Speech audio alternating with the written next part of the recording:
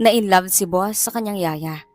Kaya naman, nung may maliit at mang-aalipusta dito, ay todo tanggol siya sa dalaga. Pero hindi niya alam na mayaman din pala ang maid niya. Paano ito nangyari?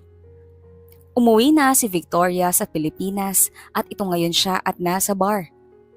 Halos 10 taong rin siyang nanirahan sa Amerika at doon nag-aral. Kahit kailan naman talaga ay hindi niya maiwan ang nakagisnan sa ibang bansa tulad na lang ng pagpunta sa maingay na bar. Narito siya at nakaupo, suot ang black mini dress at sumisimsim ng cocktail. Victoria, my dear kami sa'yo. Ngiting saad ni Riza, ang kaibigan niya rito sa Pilipinas. Ano, nakikita mo ba si Jordan Hernandez? Ayun no, dapat mapa-inlove mo siya. Ngising hamon ni Riza sabay turo sa lalaki.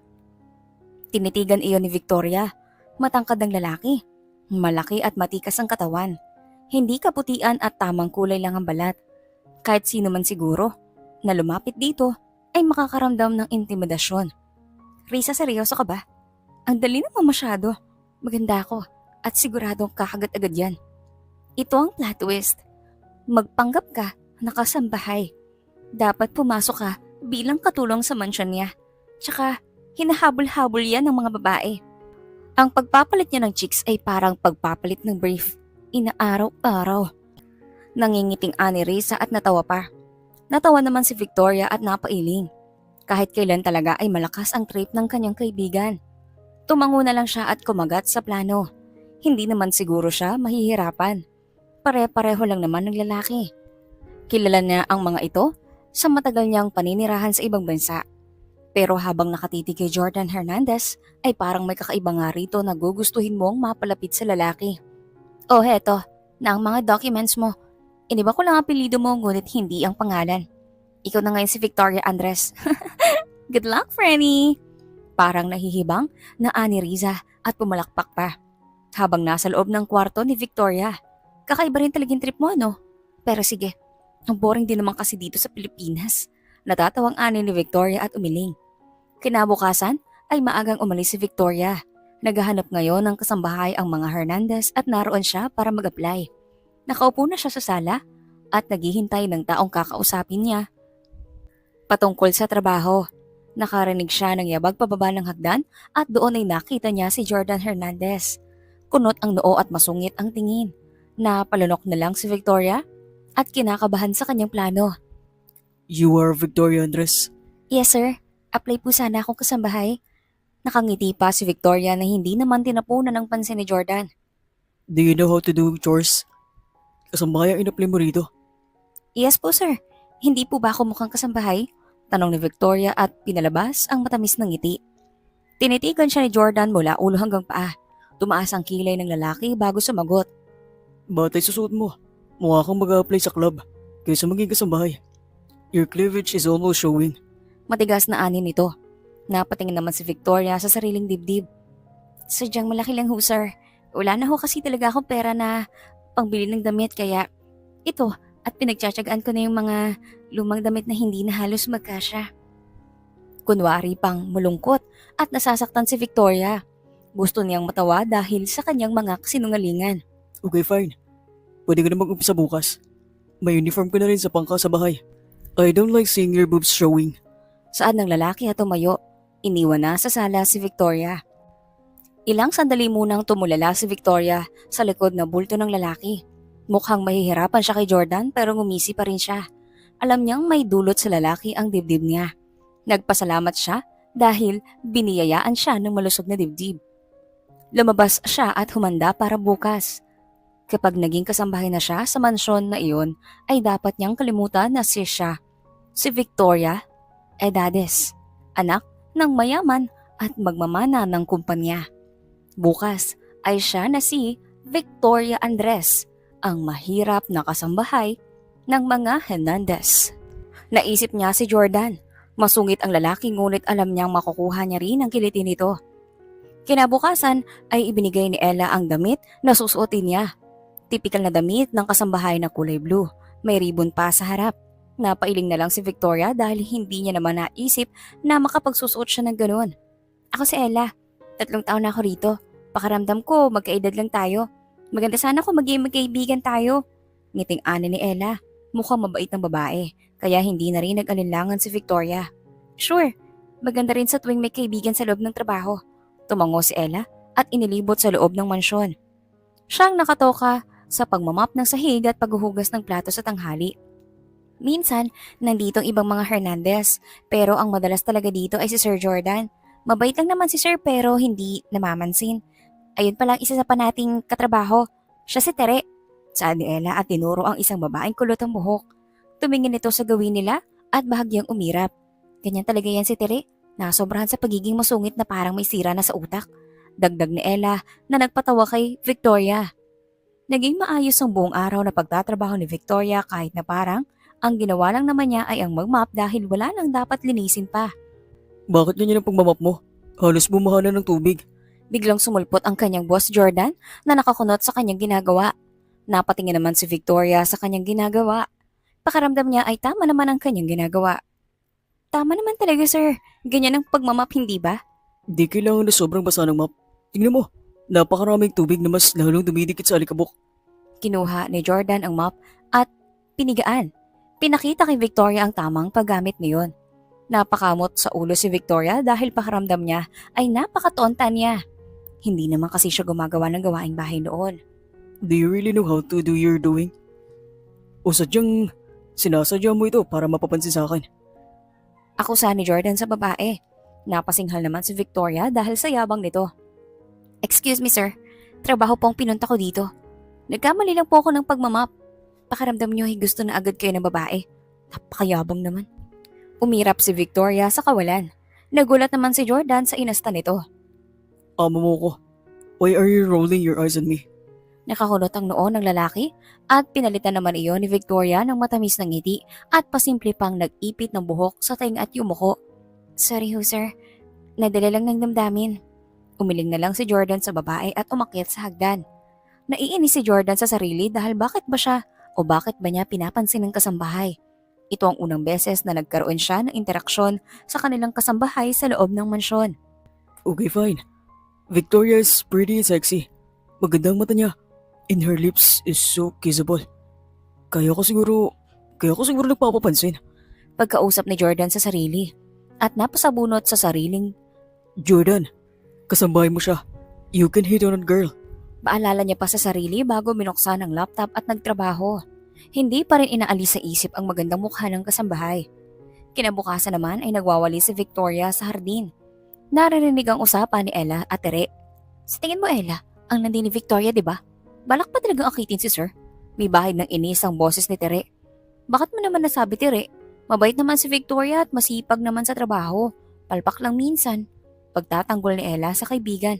Hindi. Tingnan mo yung muka. Hindi ba't maganda? Siguradong gagamitin niyo yun para maakit ang sir natin. Pagpupumilit pa ni Tere. Hindi nga ganon si Victoria. Wala siyang gusto sa sir natin. Pagpupumilit rin ni Ella. Biglang sumulpot si Victoria at nagsalita. Tama na Ella. Huwag mo nang patulang makiti ng utak na yan. Matapang na ani niya. Pero kasi Victoria, hindi ka naman talaga ganon di ba? Tanong ni Ella sa kaibigan. Dumating si Jordan at narinig ang usapan. Hindi. Bakit ka naman naakitin ng Sir Jordan? May boyfriend ako. May boyfriend ka? Biglang sumabad ang kanilang sir sa usapan na nagpagulat sa mga kasambahay. Hindi alam ni Victoria ang isasagot. Nagsinungaling lang naman siya para hindi na siya paghinalaan ni Tere. Wala na siyang magagawa kundi panindigan ng sariling kasinungalingan. Oo, may boyfriend na ako. Sagot ni Victoria at umalis na sa hardin at pumasok na sa loob. Naiwan si Jordan sa labas at nakakuyom ang kamao at nagtatangis ang bagang. Hindi niya maintindihan, ngunit naiinis siya sa ideyang may nobyo na ang maganda niyang kasambahay. Sa tanghali naman ay nakatokang magluto si Victoria. Marunong siya ng sinigang dahil itinuro iyon sa kanya ng kanyang nani. Habang nasa kusina ay nakaramdam siya ng mga titig. Lumingon siya at nakita ang sir na pinapanood ang kanyang bawat galaw. Sir, bakit po kayo nandito? Hindi pa po luto. Pwede pong tawagin na lang namin kayo kapag tapos na po at nakahain na. I like watching you cook. Di ka katulad ng ibang kasambahay na parang minamamadali. Napakatipid ng galaw mo. Nahigit ni Victoria ang hininga. Hindi pwedeng mapansin ito na hindi naman talaga siya mahirap na tao. Ganito po kasi gumalaw ang ina ko. Namana ko po talaga. Hindi na sumagot si Jordan at nagpatuloy na lang si Victoria. Sa paghihiwa niya ng karne ay aksidenteng nasugatan ng kutsilyo ang kanyang daliri. Aw! Napangiwi si Victoria dahil sa sakit. Agad na inilayo sa sarili ang daliri dahil may dugo. Takot siya sa dugo kaya hindi na rin niya itinuloy ang pagbabalak na mag-nursing. Takot ako sa dugo. Parang naiiyak na si Victoria nang biglang lumapit si Jordan. Inilapit sa gripo ang kanyang daliri. Patuloy pa rin ang pagdurugo at kita ang takot sa mata ng dalaga. Ang naisipang gawin ni Jordan ay sipsipin ang dugo upang mawala iyon. Nagulat naman si Victoria sa lalaki at nanlaki ang mata. Bakit mo ginawa yun? You're scared of blood. Yun ang pinakamadaling gawin para mawala dugo. Hindi ka ba nadidiri? Your blood tastes nice and your hands are soft. Parang hindi sanay na sa mabibigat na gawain. Sorry, palagi na lang akong palpak sa trabaho. Nakailang basag na rin ako ng mga pinggan at baso. Ayos lang kung ibawas mo yun sa sahod ko. Pag pinawas ko yun sa sahod mo, boss na ang pera mong meron ka. Consider me a kind boss. Hindi ko nasisingilin pa yun. Stop cooking. Gagamutin muna natin yung sugat mo. Tinawag ni Jordan si Tere at iyon ang ipinaluto. Para namang sasabog ang puso ni Tere sa inis. Matagal na siyang may crush sa amo niya pero simula nang dumating si Victoria ay puro na kay Victoria ang pansin nito. Ginamot ni Jordan si Victoria. Mahapdi ang alkohol. At banayad naman ang nahinipan iyon ni Jordan. Dinampian niya iyon ng betadine at binalutan ng band-aid. Salamat po sir. Sincero sa ni Victoria. Kahit naman pala mukhang masungit ang amo, ay may taglay din itong kabaitan. I don't take thank you as a return, Victoria. Lahat ng ginagawa ko ay may kapalit. Ho? May bayad po to? Sa sahod pa nga lang po ko sir. Hindi pera ang gusto ko. Marami na ako niyan. I want your lips on mine, Victoria. Pagkatapos iyon sabihin ni Jordan, ay agad na nitong sinakop ang bibig ni Victoria. Nalaki naman ang mata ng babae. Gusto niyang ilayo ang mukhang ngunit nakahawak na sa kanyang batok si Jordan. Mas pinalalim ang halik. Ngayon ay naiintindihan na ni Victoria si Riza. Kaya pala maraming babaeng nahuhumaling dito ay dahil halik pa lang ay para ka nang dinala sa langit. Langhap na langhap ni Victoria ang mint na amoy ng bibig nito. Habol-habol ni Victoria ang hininga at parang inaantok na tinitigan si Jordan. Napatingin naman si Jordan sa magandang mukha ng babae. Namumula ang bibig nito at namamasa dahil sa halik. Para siyang walang kasawaan at hinalikan muli ito. Hindi naman siya naging ganito sa iba niyang mga naging babae.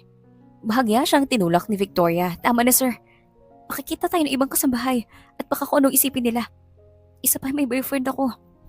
Iwas, natingin na saad ni Victoria. Right. May boyfriend ka nga pala. Pero mukhang hindi natutuwa ang boyfriend mo kapag nalaman niyang gumanti ka sa halik ko. Mali yun. Nadala lang ako ng damdamin. Hindi na ulit ito mangyayari. Let's see. Victoria. Let's see. Umalis na si Jordan at natulala na lang si Victoria.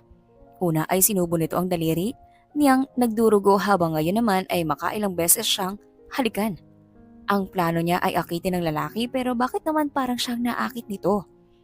Pagpasok ni Jordan sa kanyang kwarto ay hindi niya malimot ang malambot na labi ng kasambahay. Gustong gusto niya iyon kagatin kanina ngunit alam niyang masasaktan ng babae. Alam niyang may nobyo si Victoria pero wala na siyang pakialam. Nakakaramdam siya ng atraksyon dito. At kakaiba ang lundag ng kanyang puso sa tuwing nakikita ang babae. Hindi niya alam ano ang nangyayari sa kanya ngunit ang alam niya lang ay gusto niya ulit matikman ang matamis na labi ni Victoria. Oh, kamusta naman siya ng mga Hernandez at ang pagiging yaya? Tanong ni Riza habang katawagan si Victoria sa cellphone. Ewan ko Riza, nakakaluka ako dito sa boss ko. Bigla-bigla na lang nangahalik, kaya naman pala maraming babaeng nahuhumaling. Tumili si Riza sa kabilang linya at naglumikot pa sa kanyang higaan. Naglika na kayo? Kamusta? Masarap ba? Naalala ni Victoria ang lambot ng labi ni Jordan. Namula ang kanyang mukha dahil doon. Masarap tsaka nakaka-adik. Mahilang saad ni Victoria at nagsalita muli siya. Siya, sige na. Marami pa akong trabaho dito. Di ba nga't yaya ko rito? Bawal akong tatamad-tamad. Sige friend, pag-usayan mo sa trabaho at baka parusahan ka pa ni Papa Jordan. Parusahan? Nang halik. Asar pa ni Riza. Ewan ko si Riza. Catch up tayo next time. Pinatay na ni Victoria ang tawag. Nahuhumaling siyang humiga sa kama ngunit hindi pwede. Maraming trabaho at iyon na nga dahil may kumatok sa pinto. Victoria, huwag kang mag-ala prinsesa dyan. May uutos ako sa'yo. Boses iyon ni Tere. Siguro ay mainit na naman ang ulo sa kanya. Binuksan ni Victoria ang pinto at tumambad si Tere. Nataas ang kilay. May hawak na papel at iniabot agad kay Victoria. O eto, pupunta ka doon sa may planta dahil kailangan ito bilhin para dito sa mansyon. Kapag hindi mo ito nagawa ng maayos ay tsak na malilintikan ka. Intindi mo? Taas kilay si Tere habang nagsasalita. Gusto sana umirat ni Victoria pero pareho lang silang kasambahay sa bahay na iyon. Sige, makakaasa ka. Ani ni Victoria at humanda na sa pag-alis. Malayo ang address ng pantalan at parang sa liblib pa iyon na lugar. Hindi pa naman niya alam ang pasikot-sikot sa syudad ng Maynila dahil bagong dating na lang ulit niya matapos lumipas ang mahabang panahon. Mainit sa labas at halos nakailang sakay na siya ng jeep. Pakaramdam niya ay sunog na ang balat niya. Natonto niya rin ang lugar at hindi niya alam na napakahaba ng pila. Inabot siya ng buong araw at madilim na nang makabalik sa mansyon. Umuulan pa ng malakas at wala siyang payong. Para siyang basang sisiw na pumasok sa loob ng mansyon.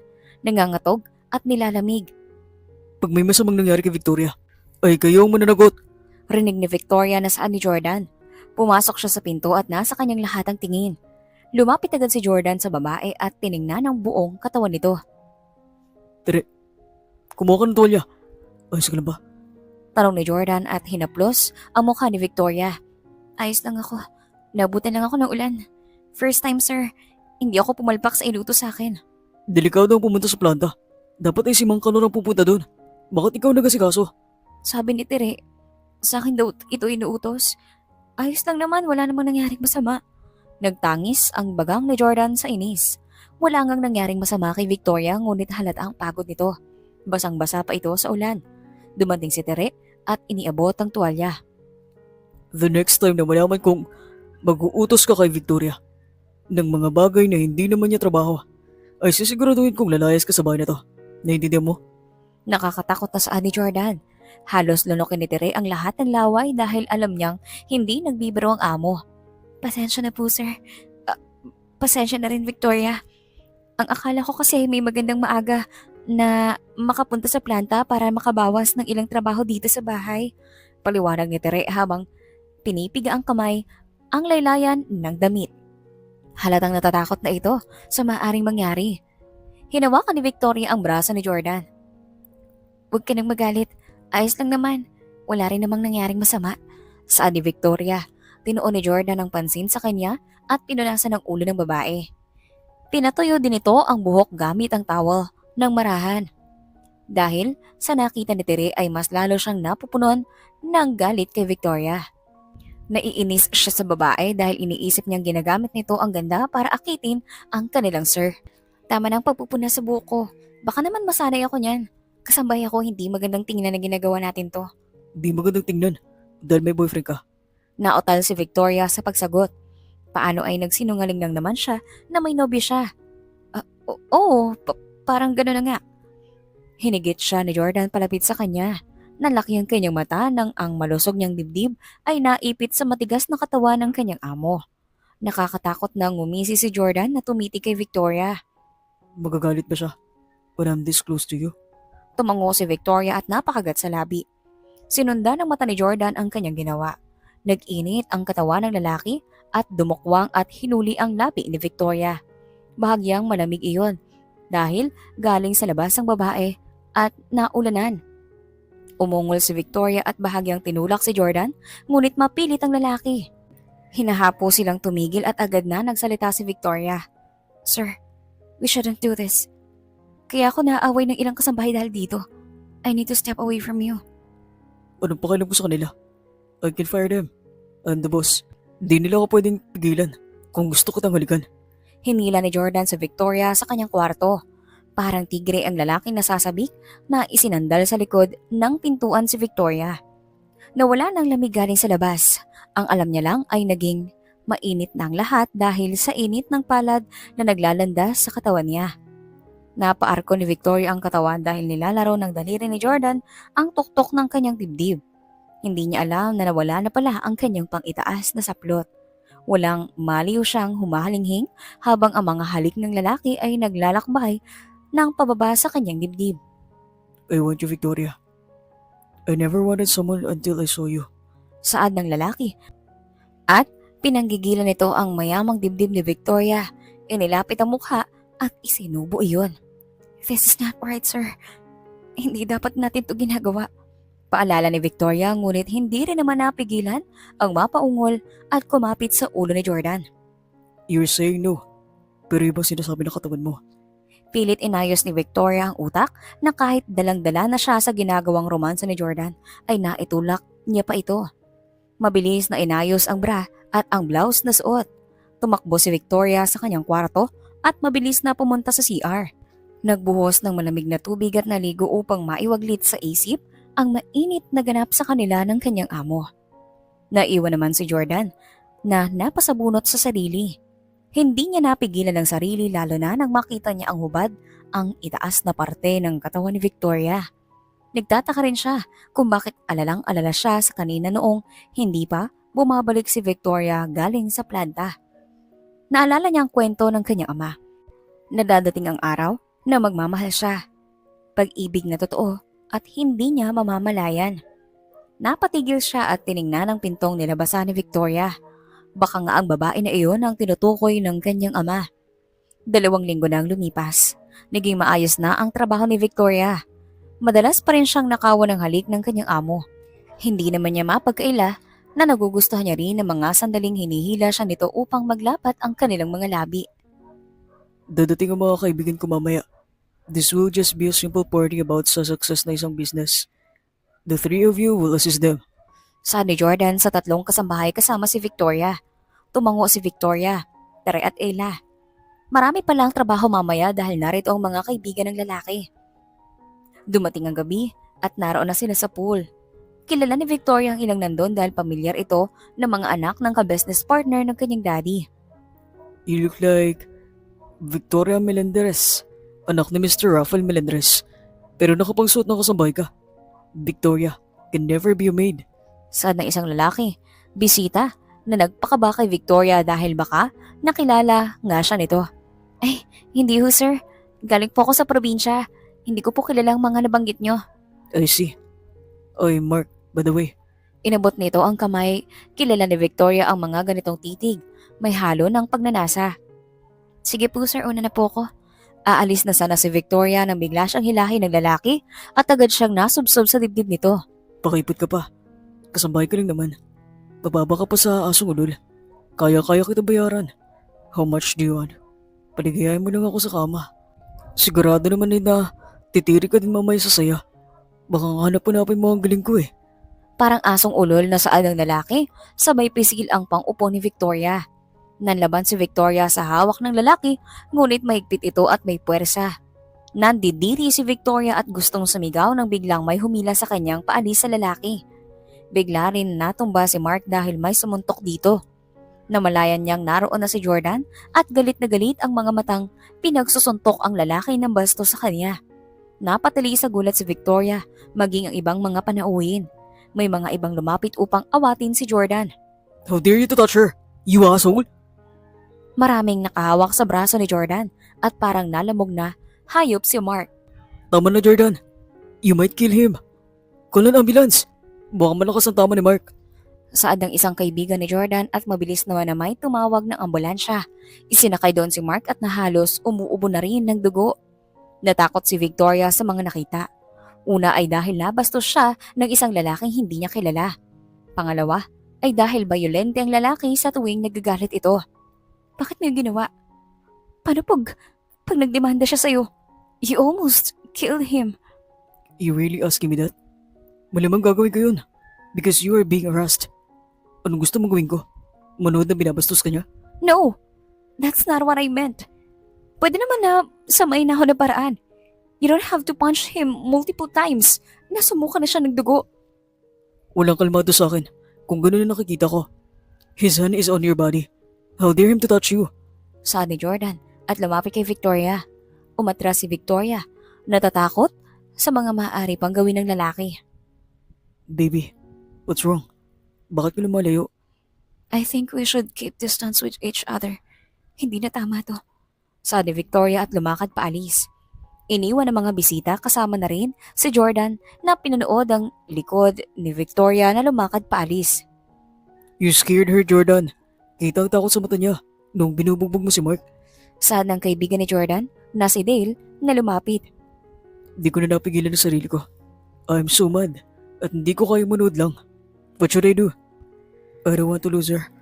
Problemadong saad ni Jordan at ininom ang whiskey na hawak. Give her some space. Soon marirealize niya rin on why you acted like that. Don't suffocate the girl. Ayaw ng mga babae na sasakal o nalulunod sa pag-ibig. Paliwanag ni Dale na kaibigan na tinapik ang balikat ni Jordan. Natapos na ang pagtitipon. Tahimik na muli sa hardin at naroon sa labas si Victoria. Nakatitig sa kawalan at iniisip kung tama pa ba ang ginagawa niya. Victoria, can I talk to you? Dumating bigla si Jordan. Napatingin naman si Victoria at tumango. Sure. Pasensya na rin sa reaction ko kanina. Nagulat lang ako sa mga pangyayari. Hindi lang ako sanay na may nagsusuntukan sa harap ko. I'm sorry for acting like that. Pero hindi ako nagsisising binugbog ko ang lalaking yun. Tama. Deserve ng manyak na yun na sumuka na dugo. Sorry kanina. Nagalit pa ako sa iyo, tinulungan mo lang naman ako. It's okay. Your reaction is valid. Palagi itong maintindihan, Victoria. Thank you. Ang bait mo talagang amo. Ito, para sa'yo. Nakangiting sa Ate Victoria at nagbigay ng isang munting bulaklak kay Jordan. Napatawa si Jordan. Isang tawa na minsan niya lang magawa sa buong buhay niya. Nahiya naman si Victoria kaya tinago na lang ang bulaklak. Anong tinatawa mo? Binibigyan ka ng bulaklak, nilalait mo pa. No, di ko nilalait. Aka ng bulaklak. Bahagya pang sumimangot si Victoria bago binigay iyon sa lalaki. Palaging lalaki nagbibigay ng bulaklak. Sa atin, ako ang unang nagbigay. Ang galing ko, no? Nangingiting tanong ni Victoria. Galing ka. You're great. You're amazing. You're beautiful. You're lovely. Gusto ko lahat ng sayo, Victoria. Madamdamin, nasaan ni Red Jordan at inipit ang buhok ni Victoria sa gilid ng tenga nito. Sir, kasambahay mo ko. Kasalanan ba kung mamali kita? Kasalanan ba kung mamali mo ko? Bakit natin iisipin yung sasabihin ng ibang tao? Di naman silang nasa relasyon natin. Hindi mo maiintindihan. Sabihin mo wala kang nararamdaman sa akin. Sabihin mo na hindi mo ako nagugustuhan ng halik ko. Tell me, Victoria, and I will take a step back. Hindi nakasagot si Victoria dahil totoo ang sinabi ni Jordan. Ibang epekto ng lalaki sa kanya at alam niya ang lumalaki na iyon. Dahil ba may boyfriend ka? Kaya ayaw mo? Nagsinungaling ako. Ang katotohanan ay wala akong boyfriend. Hindi ko naman alam na magugustuhan mo pala ako.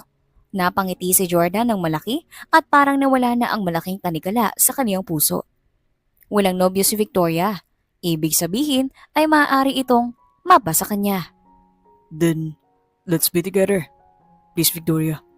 Hayaan mo umibig ang puso ko. I promise to be the best man for you.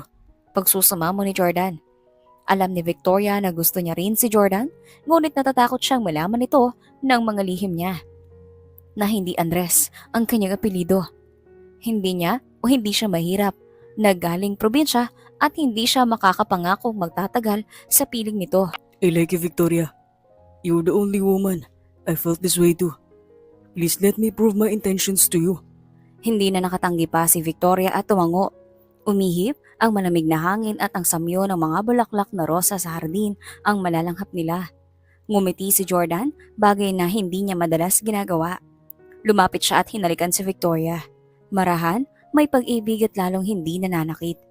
Ipinangako ni Jordan sa sarili na gagawin ng lahat upang mapapayag si Victoria na maging nobyo siya nito.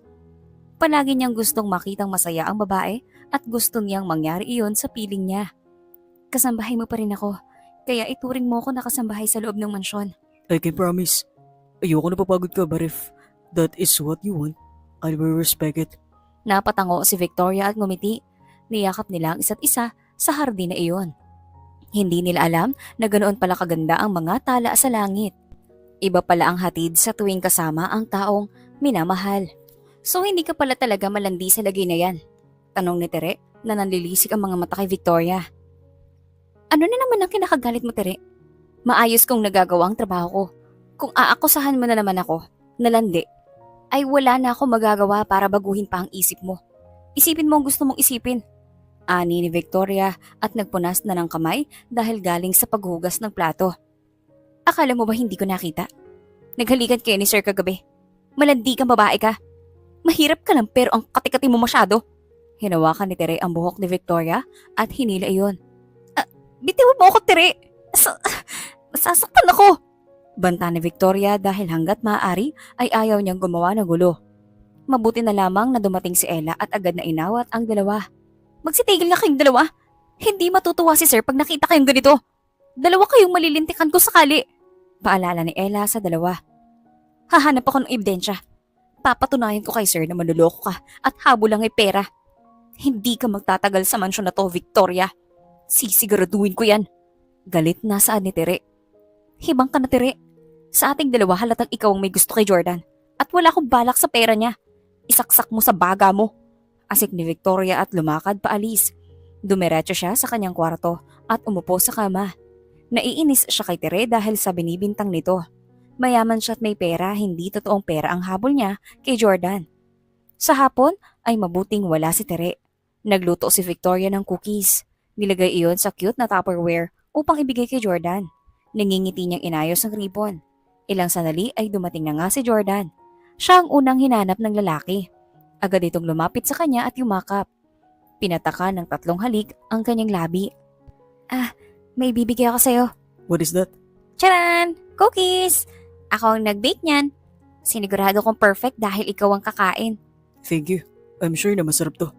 At kahit ano naman ang ibigay mo, kahit ata sunog na nakakanin ay kakainin ko. Basta galing sa'yo. Aba! Marunong ka pa pala bumanat ng ganyan? Akala ko ba ay astig at isa kang Jordan Hernandez? Astig pero tiklo pagdating sa'yo. Walang business negotiation. Ang nagpakabasa ka ng ganito. Dapat lang. Ako na to. Ngisi na saad ni Victoria. Sadali, upo ka muna at ipagtitimpla kita ng kape. Kainin mo rin yung cookies.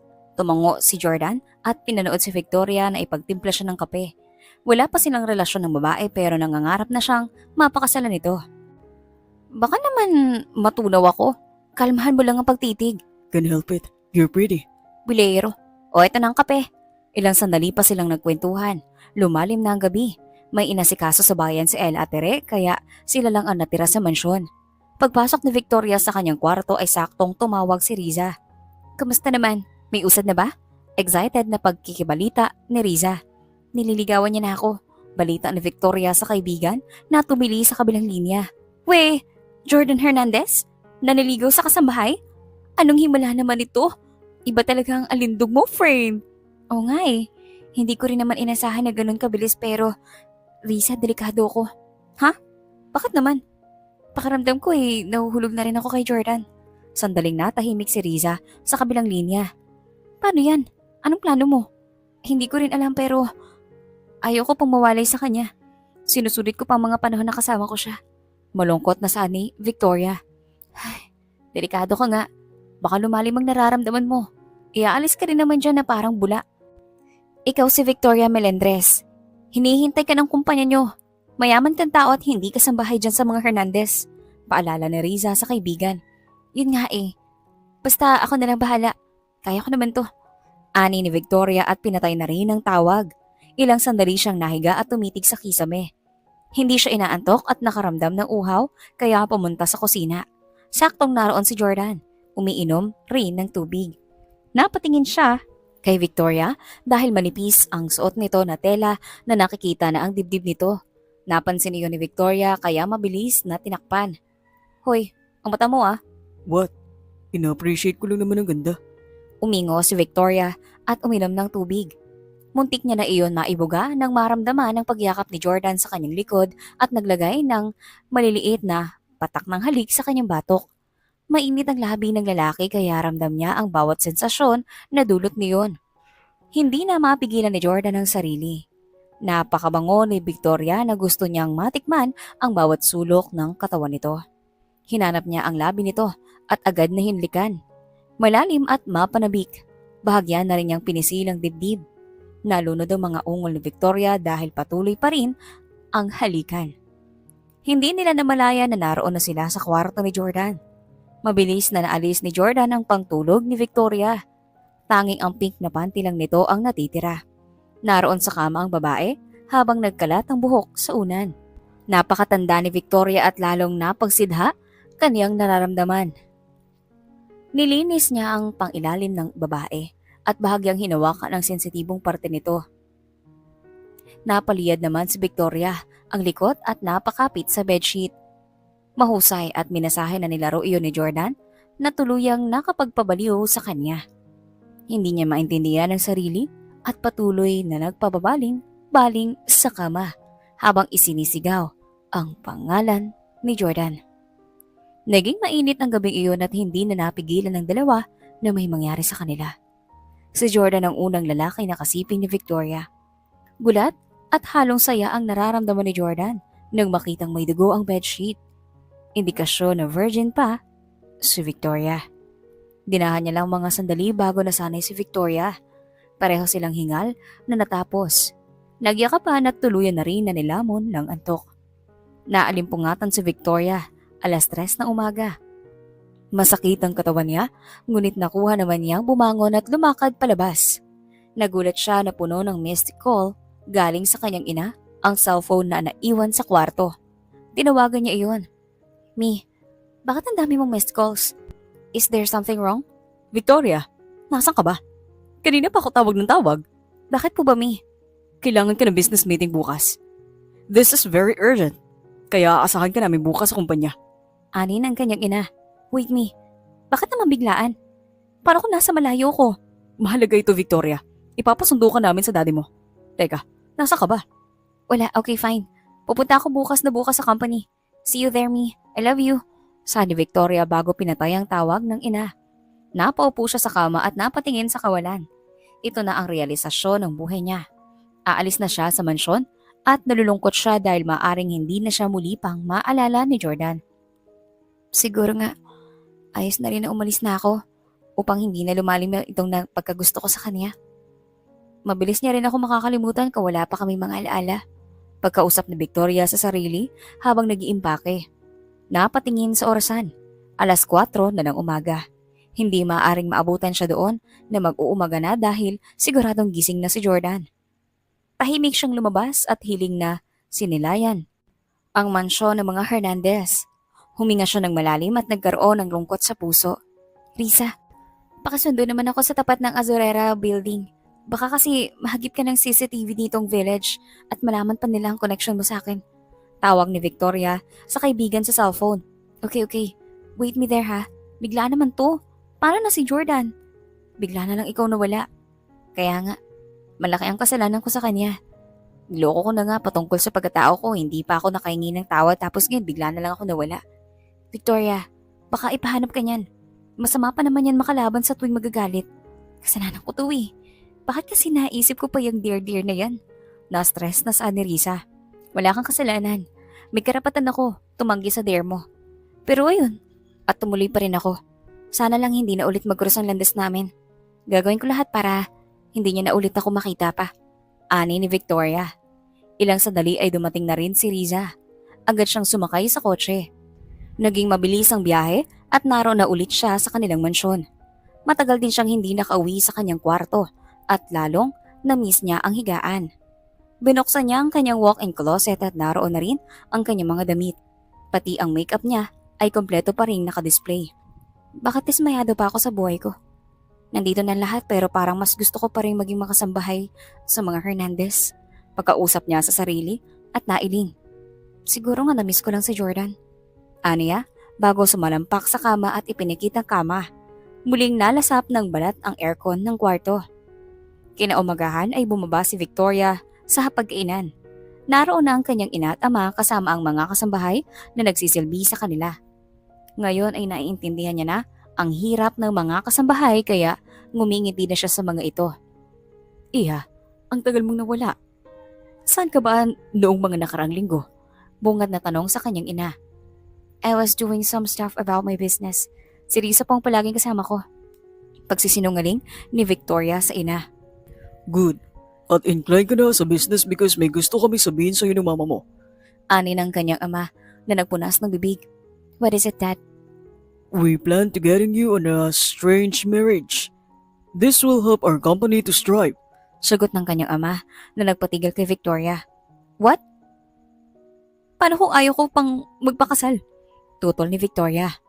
Bakit naman? You're on the right age. Wala ka namang boyfriend and I know you can handle a relationship na. Hindi ko naman namin ipapakasal sa kung sino lang. Of course, pipili namin ang lalaki makakatulong sa kumpanya. Sagot ng kanyang ama. Hindi niyo man lang tatanungin dad kung anong nararamdaman ko? Ayoko magpakasal. Hindi ako gamit lang na pwede ninyong ibigay. Please, Victoria. Ito na lang ang maitutulong mo sa amin. Our company is our only treasure. Kalaunan ay matututunan mo rin naman ang lalaking piliin namin para sa'yo. Ani ng kanyang ina. Pati ba naman ikaw, mom? Kakampi ka ni dad. I can't believe you. Magpakasal ka, Victoria. Magpapakasal ka, Victoria. Whether you like it or not. Huwag ka nang masyadong emosyonal dahil hindi ka bubuhayin yan sa panahon ngayon. Kailangan mo na maging praktikal. Ani ng kanyang ama at umalis na sa lamesa. Naawang tumingin ang ina ni Victoria sa kanya ngunit wala rin itong magawa. Ikinayom ni Victoria ang kamao. Ito ang dahilan kung bakit ayaw niyang umuwi sa kanila. Gustong-gusto ng kanyang ama na kinokontrol ang buhay na mayroon siya.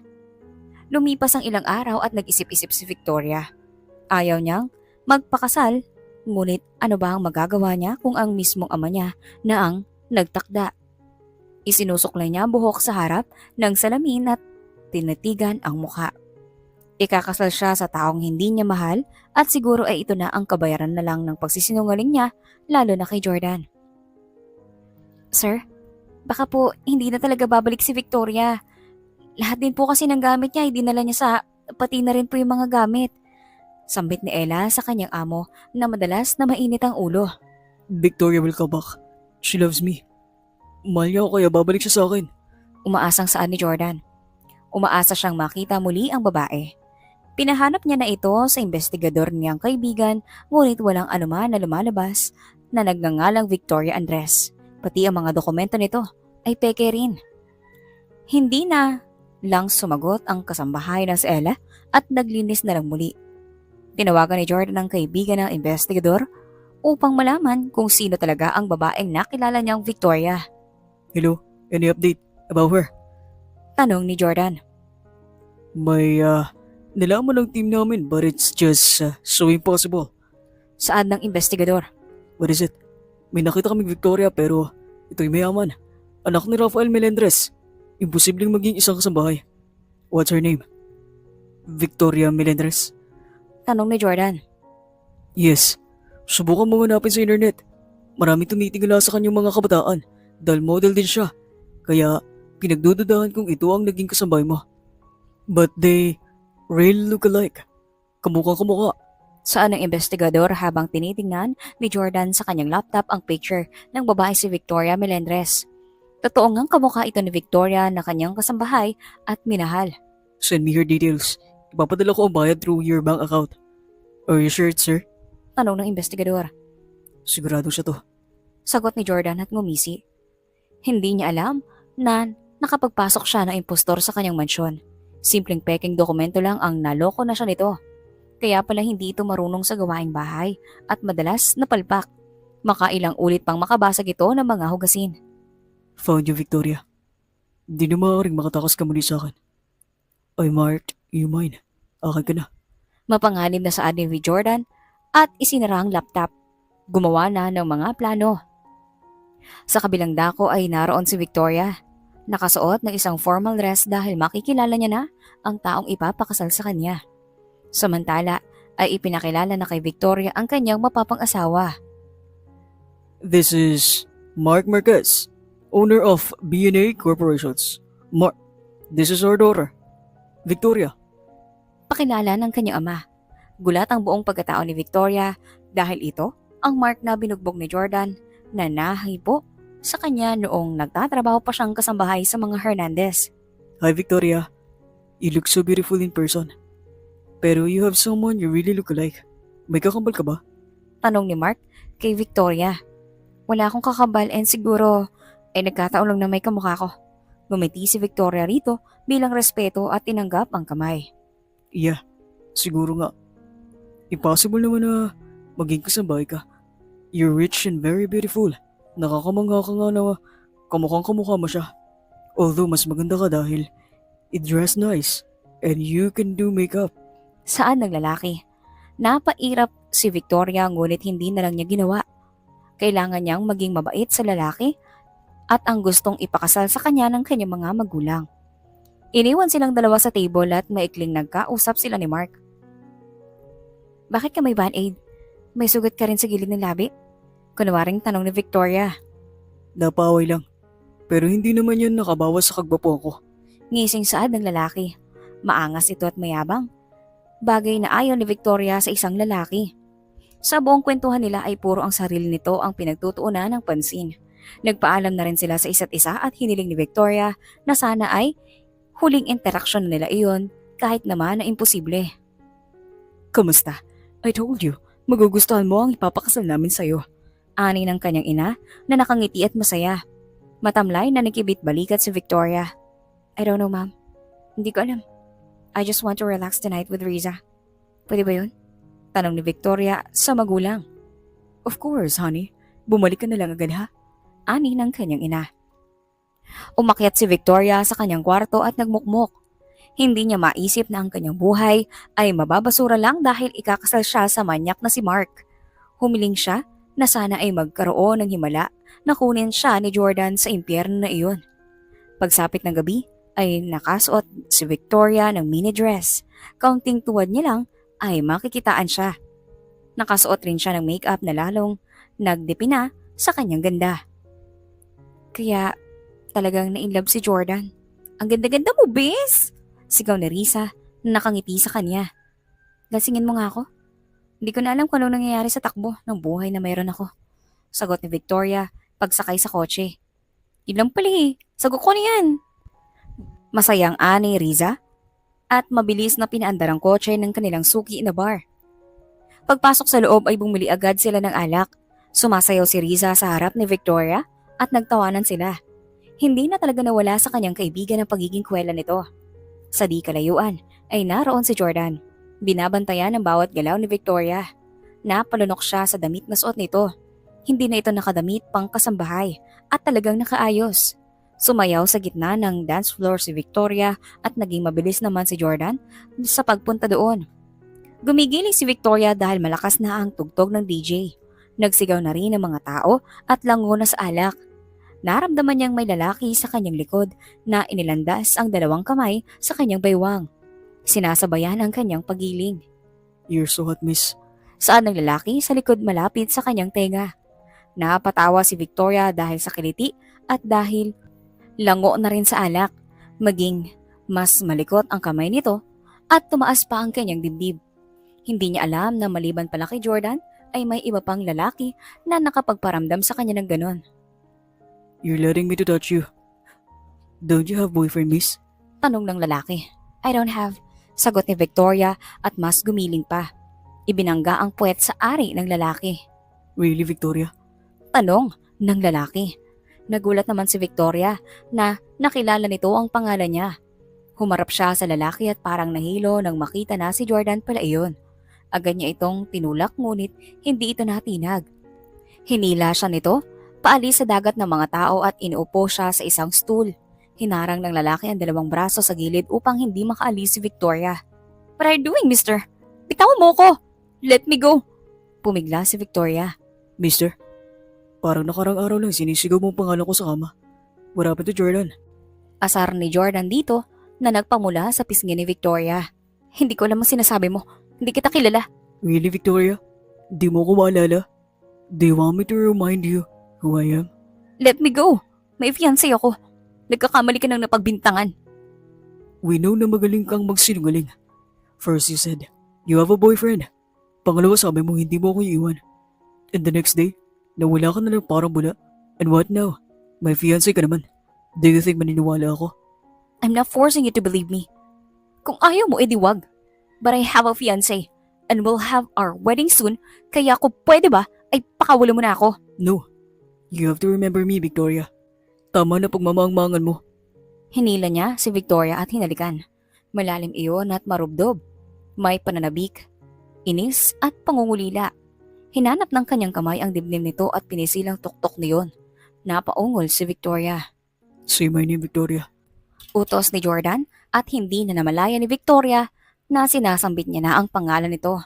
Nang ipinasok ng lalaki ang kamay sa loob ng kanyang dress, minamasahe ang kanyang ibaba.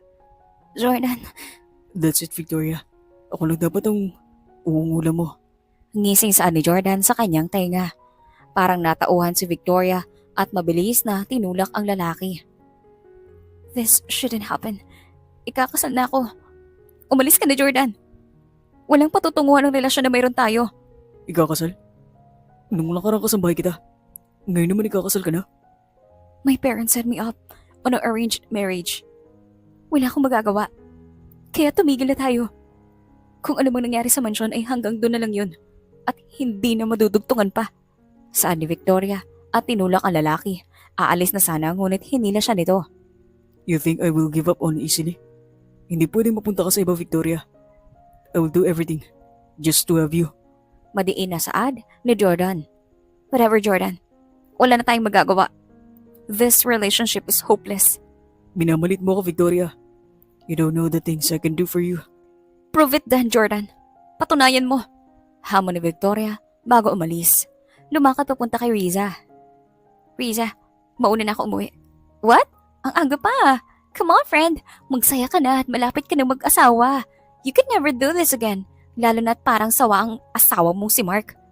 Paalala ni Riza sa kaibigan. I can't. Jordan is here. Kilala niya na ang pagkatao ko. What? Gulat na saan ni Riza at tumingin sa paligid. Hinanap ng mata si Jordan at doon nga ay nakita niya ang lalaki. Nakatingin sa kanilang gawi. Mainit ang titig nito sa kanyang kaibigan na si Victoria. It's real nga talaga. Jordan is head over heels sa'yo. Anong sabi niya? Nagalit ba siyang magsinungaling ka? Tanong ni Riza at umiling naman si Victoria. No, he wants me back. Sinabi ko sa kanya ikakasal na ako kaya wala na siyang magagawa. Napasapo sa noo si Riza at napailing. Girl, this will be so disastrous. Mukhang gustong-gusto ka nga ni Jordan at lalong gagawain ng paraan para makuha ka. Huminga ng malalim si Victoria at kinuha na ang bag. Marami na akong isip na ngayon. I just want to rest. Saad ni Victoria. Malungkot siya at mabigat ang nararamdaman. Pakiramdam niya ay napakahina niya dahil hindi niya man lang maipaglaban ang kanyang magulang ang pag-ibig na mayroon sila ni Jordan. Ipinikit niya ng mariin ang mata at sinubukan na hindi mag-isip ng kahit anuman. Kinabukasan ay naroon sila sa opisina kasama ang mga magulang ni Mark. Nagkakagulo sa loob at nagtataka si Victoria sa nangyayari. Kung ganito lang rin naman, titigil na lang natin ang kasal. We want the best for our daughter. Saad ng ina ni Victoria. Mom, anong problema? Tanong ni Victoria at lumapit sa ina. Their business is getting investigated by the government. Nakita may mga illegal silang transaksyon, kaya titigil na namin ang pagpapakasal sa inyong dalawa. Ani ng ama ni Victoria.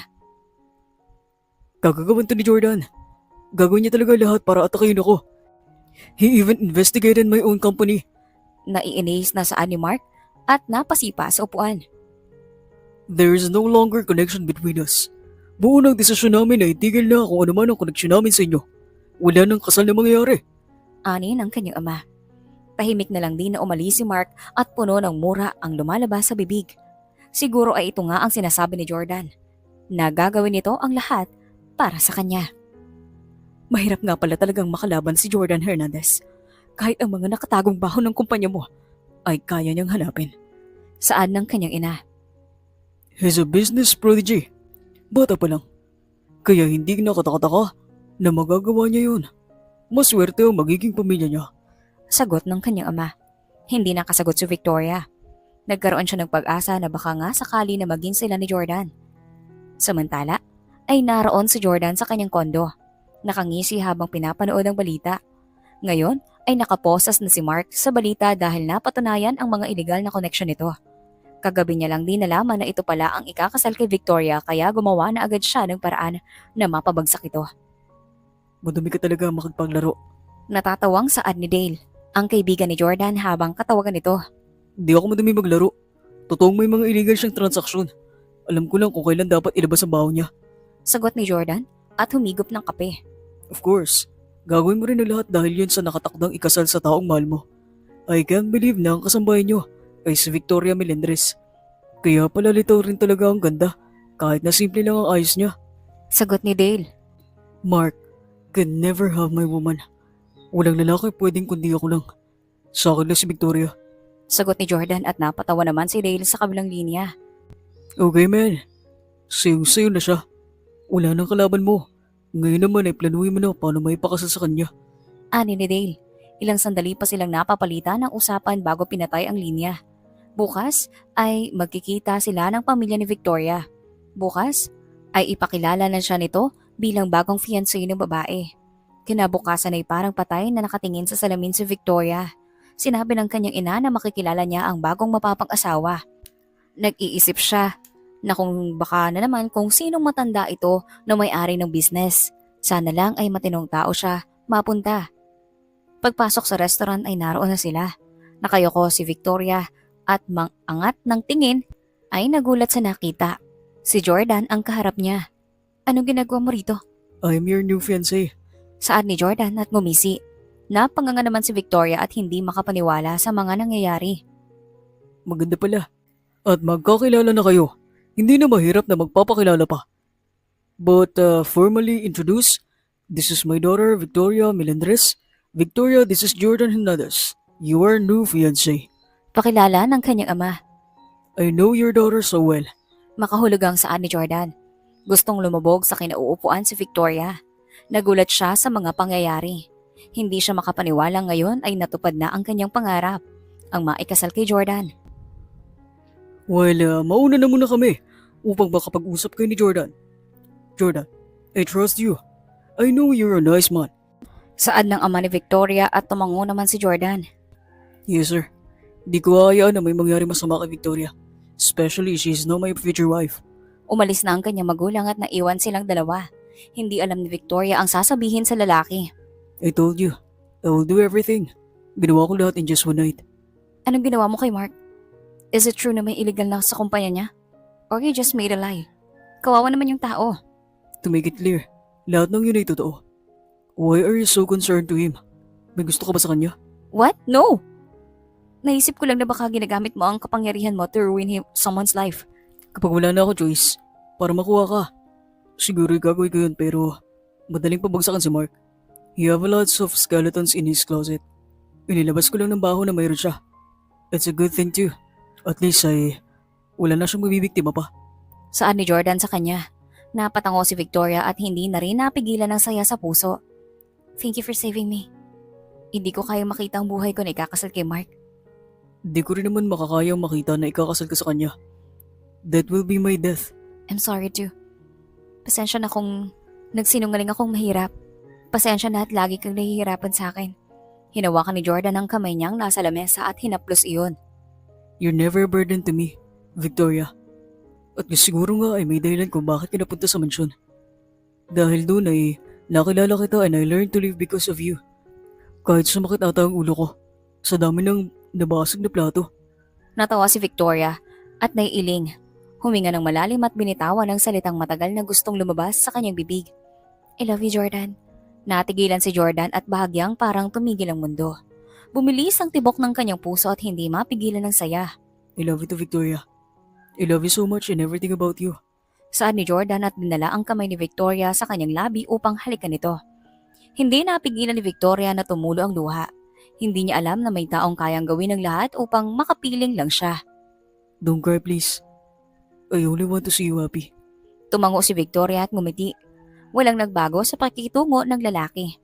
Mas lalo pa itong naging matamis na mangingibig. Close your eyes. I have a gift for you. Sumunod si Victoria at naramdamang may inilagay si Jordan sa kanyang braso. Pagdilat niya ay napakagandang bracelet ang nilagay nito. Thank you, mahal. Ang ganda. Bagay sa akin. Sige lang. Gusto ko ng kiss, mahal. Ani Jordan at ngumuso. Pinatakan siya ng halik ni Victoria. Sa ikalawang pagkakataon ay hinawakan niya ang baywang nito at pinalalim ang halik. Napakalapit na at ikakasal na sila. Lumipas ang 3 buwan at natuloy ang kasal. Naging engrande iyon dahil 2 mayamang pamilya ang nag-isang dibdib. Pakaramdam ni Victoria ay isang napakagandang panaginip lang ng lahat na ayaw niyang magising. Ang kanyang mga kakilala at kaibigan na lalo na si Riza ay masayang masaya sa kanya. 7 buwan ang lumipas ay nagdalang tao na si Victoria at ang lahat ay napakasaya para sa bagong supling ng pamilya. Nasa kanilang marangyang bahay sa Taguig, puno ng makabagong kagamitan at eleganteng dekorasyon. Natutunan nilang mag-adjust sa kanilang bagong buhay bilang magulang. Ang kanilang kwarto ay puno ng mga magagandang laruan, malalambot na unan at isang crib na tila ginawa mula sa ginto. Sa kabila ng kanilang material na yaman, ang kaligayahan nila ay nagsimula sa simpleng mga sandali ng pagmamahalan at pag-aalaga sa kanilang munting anghel. Jordan, hindi ko akalain na magiging ganito kasaya ang buhay natin. Parang ang bilis ng panahon at ngayon may anak na tayo. Alam mo, mahal, kahit gaano pa tayo kayaman, ang mga ganitong sandali, lang ang tunay na mahalaga. Yung magkasama tayo at mayroon tayong pamilya na nabuo. Ang kanilang tahanan ay puno ng sigla at pagmamahal. Ang kanilang anak na si Amara, ang isang maliit na prinsesa. Si Victoria, bagamat abala sa negosyo at mga social commitments, ay nagsika pa rin maging hands-on na ina. Si Jordan naman, isang matagumpay na negosyante ay palaging nandyan para magbigay ng suporta at magbahagi ng responsibilidad bilang ama. Nakikita ko na si Amara na parang kasing cute ko noong bata ko. Parang hindi ko na kayang mawala siya sa mga kamay ko. Wala nang mas hihigit pa sa kanya. Sa saya na makita siyang lumaki. Mahal ko kayo, Victoria. Mahal ko kayo ng anak natin. Minsan, magka-holding hands silang naglalakad sa malawak nilang garden habang si Amara ay natutulog sa kanyang stroller. Dahan-dahang binaybay nila ang mga daan, tinatamas ang hangin at tinatanaw ang magagandang bulaklak na sumisikat sa paligid. Ang kanilang buhay ay puno ng karangyaan. Ngunit, sa mga simpleng sandali ng pagmamahalan ay tahimik na buhay. Doon nila natagpuan ang tunay na kasiyahan. Hindi ko alam kung paano ko to gagawin kung wala ka, Jordan. Kahit na mayaman tayo, ikaw lang talagang mahalaga sa akin. At ikaw din. Pinagpapasalamat ko na ikaw napili ko para makasama sa buhay. Lahat ng to, ang lahat ng mga negosyo, mga kotse, dito kompleto kung nang wala ka. Ang relasyon nila ay puno ng magagandang alalahanin. Kahit na abala sa trabaho, madalas nilang alagaan ng isa't isa. Si Victoria na may hawak na mataas na posisyon sa kanilang pamilya ng negosyo at hindi kailanman makalimot sa kanyang pagiging asawa at ina. Naglaan siya ng oras para kay Amara at kay Jordan. Sa kabila ng mga alalahanin at responsibilidad ng pagiging magulang, natutunan nilang magtulungan. At iyon ang dahilan kung bakit naging mas matagumpay ang kanilang pagsama. Isang gabi, habang magkasama silang mag-asawa sa kanilang malawak na terrace, tinanaw nila ang mga ilaw ng syudad. Ang mga ilaw ng Metro Manila ay kumikislap mula sa malayo at ang malamig na hangin ay napaparating ng mga pangarap na tila walang katapusan. Minsan, naisip ko, Victoria, kung wala na tayo sa mundong to, ang mga alaala ng Amara ang mananatili sa puso ko. Ako rin. Gusto ko sanang may paramdam sa kanya ng lahat ng pagmamahal at suporta na kaya ibigay ng isang magulang. Tulad ng pagmamahal na binigay natin sa isa't isa. Mahal, ang pag-aalaga natin kay Amara ay magbibigay ng lakas sa kanya habang siya'y lumalaki. Habang nagsasalita sila, naramdaman nilang mag-asawa ang tamis ng buhay. Hindi nila kailangan ng maraming material na bagay para maging masaya. At ang pinakamahalaga ay ang pag-aalaga nila sa isa't isa at sa kanilang anak. Pagkatapos ng ilang buwan, nagsimula na ring magbukas sa mga pagkakataon para kay Amara na magpakita ng kanyang mga unang mga hakbang at mga salita. Minsan, magkasama silang tatlo sa sala. Nagmamasid sa bawat kilos at reaksyon ng kanilang anak. Sa bawat ngiti ni Amara, ramdam ang wagas na kaligayahan. Look, Jordan! Lumakad si Victoria ng ilang hakbang! Wow! Tingnan mo, mahal, ang bilis! Ang bilis ng panahon. Parang tayong nagising na lang, tapos may anak na tayo. Tulad ng sabi ko, mahal, kung ano man ang mangyari, magkasama tayo. Hindi ko kaya mawala ka o siya. Ngumiti si Victoria at inabot ang kamay ni Jordan. Ang kanilang pagmamahalan ay hindi na lang para sa kanilang dalawa, kundi para sa kanilang pamilya. Si Amara, ang kanilang pinakamahalagang kayamanan, ay nagsimulang lumaki sa isang tahanang puno ng pagmamahal at kasaganaan. Habang ang mag-asawa ay patuloy na masaya ang kanilang buhay, hindi nila makakalimutan ang mga simpleng bagay na nagdala sa kanila sa kasalukuyang estado nila. Sa huli, para kay Victoria at Jordan, ang kanilang kayamanang tunay ay hindi nasusukat sa pera o material na bagay, kundi sa pagmamahal nila sa isa't isa at sa kanilang anak. Ang kanilang buhay bilang magulang at mag-asawa ay puno ng kaligayahan at walang kasing saya ang makasama ang pamilya sa bawat hakbang ng buhay.